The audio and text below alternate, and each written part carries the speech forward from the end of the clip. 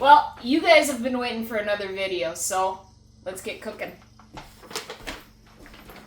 Alright guys, so honestly, things have been hectic. Ever since the skipper got back from Alaska, it's been baits on the ground, then we had bear camp. This last weekend, we just started kicking out our busy grouse season ahead, and it's been a while since we got a video out. We had an absolutely epic bear season this year that's still kind of going on because I still have an open tag. Which brings me to this video. I sadly pulled the last bear roast out of the freezer, and we are making Black Bear Carnitas. So I usually do this in a couple-step process. I like to get a little bit of that smoke flavor in there. So start out, I thawed the roast in the fridge, let it sit out on the counter a little bit just to kind of get acclimated to the temp prior to throwing it on the smoker. I already got the Traeger going on the super smoke setting. That's all I'm doing is just adding smoke to it. Being that it's 5 o'clock, the kids are hungry, we're gonna do this quick, fast, and easy. It's going in the Instant Pot. So to start out, I just start by cutting this down. Just about pieces like that. All that fat, all that good stuff, I am not going to trim out of there. That's what makes Black Bear so good, is basically the marbling, just like anything else.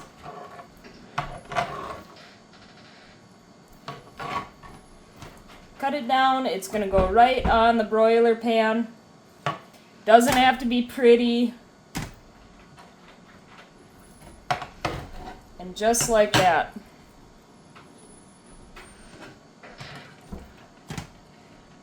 Alright, so seasonings for this step is fairly simple. I got a little bit of pepper,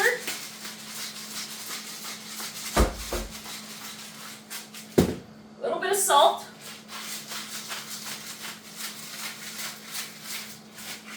and the real good stuff, which is the Alaska Seasoning Company. It's the Smokehouse Seasoning.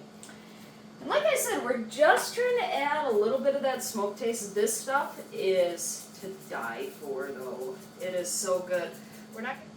Alright, I'm going to go throw this on the Traeger. We're going to give it about 20 minutes to sit in super smoke. Then we'll get on, toss everything in the crock pot, and be good to go.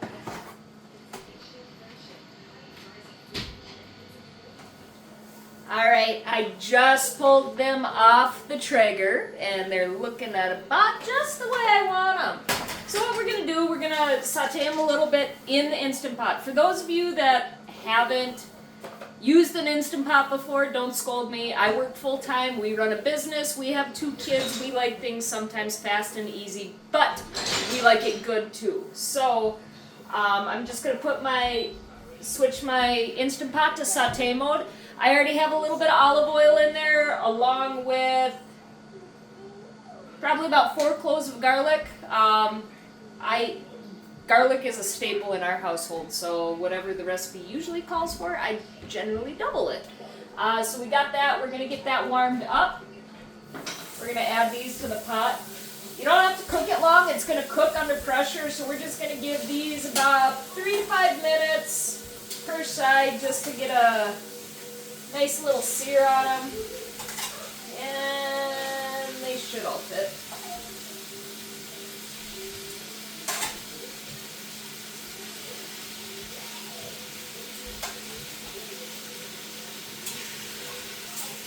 And all you're doing is just browning it. Doesn't have to be cooked. We're not trying to cook it now.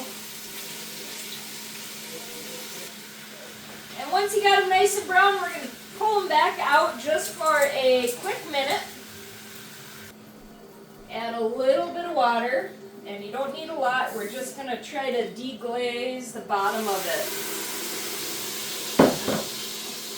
So adding a little bit of water, I'm going to scrape up all those garlic bits, pieces of fat that might have came off.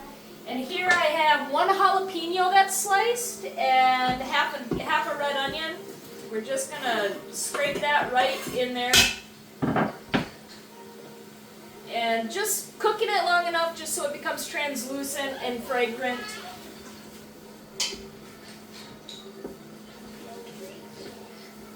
My next kitchen is going to be far better set up where I can actually face you when I'm working. But this is what we have right now.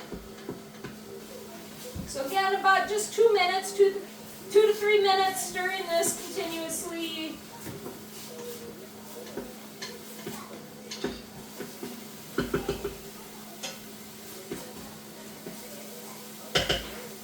After that's done, you can actually shut the saute feature off. We're going to put our... Alright, after that we're going to grab the meat. We're going to add it back to the pan here.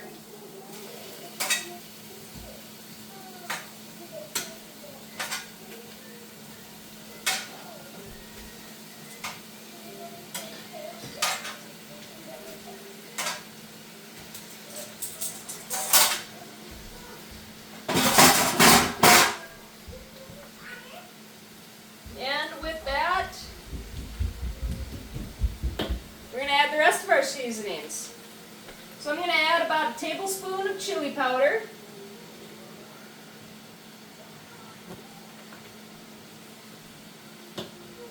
About a tablespoon of cumin.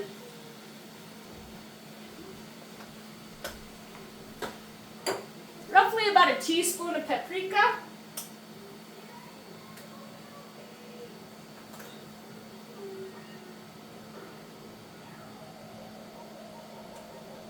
Maybe a little more. And about let's do a tablespoon of dried oregano.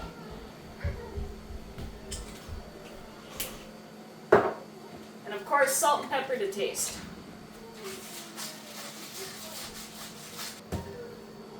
Typically I use beef broth. You can use beef broths, vegetable stock, any real broth liquid that you want or stock. I just happen to have a chicken broth that's open, so I'm going to use that. And you're going to add about anywhere from 3/4 to a full cup.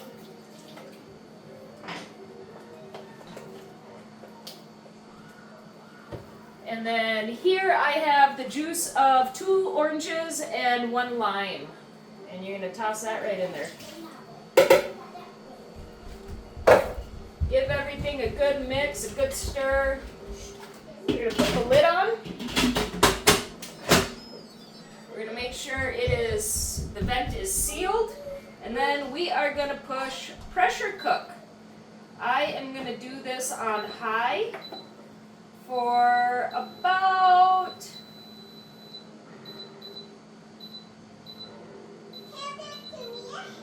30 minutes.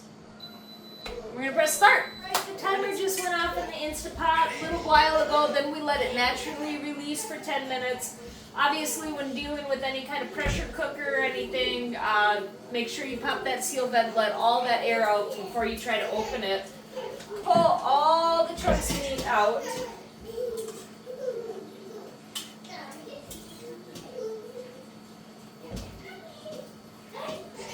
Super tender. That's why I love doing it this way. The meat just falls apart.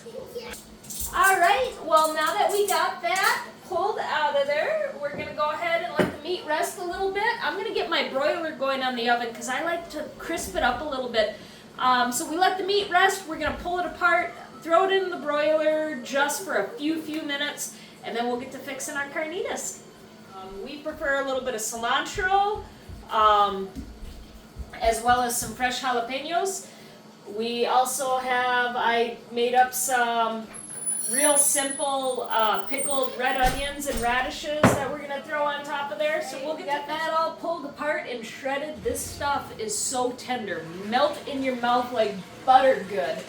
In a dish relatively flat like that, I'm going to take just a ladle or 2 of the broth itself. Scoop it in there. And then I'm going to throw it on right underneath the broiler. It's already cooked, already ready to go. All we're doing is just trying to get that crispiness to it on those few top pieces, kind of similar to burnt ends almost. So we're gonna let the broiler go here for about a minute. We are all good to go. Oh my goodness, does that look good. The broiling process is a little bit faster. So we'll fry these up.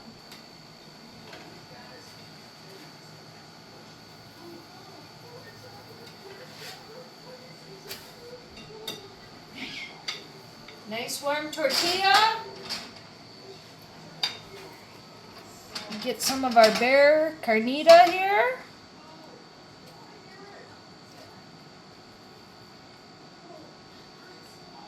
I'm so excited for supper. A little bit of cilantro, or a lot of bit of cilantro, just for our good friend Casey there. He loves cilantro. Cilantro's his favorite.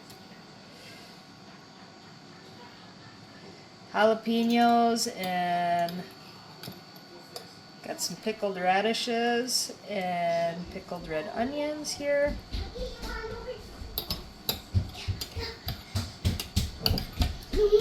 Oh, the radishes are on top. Can't even get the onions. There we go. And there we go. What do you think? Should we give it a try?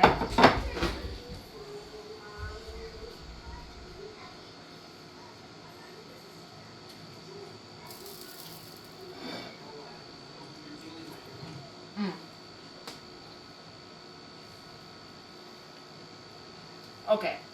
I might like this better than my burrito tacos. It's pretty dang good. Quick, easy recipe. Everybody's gonna love it. And I just cooked up my last bear roast. We're gonna get to eating.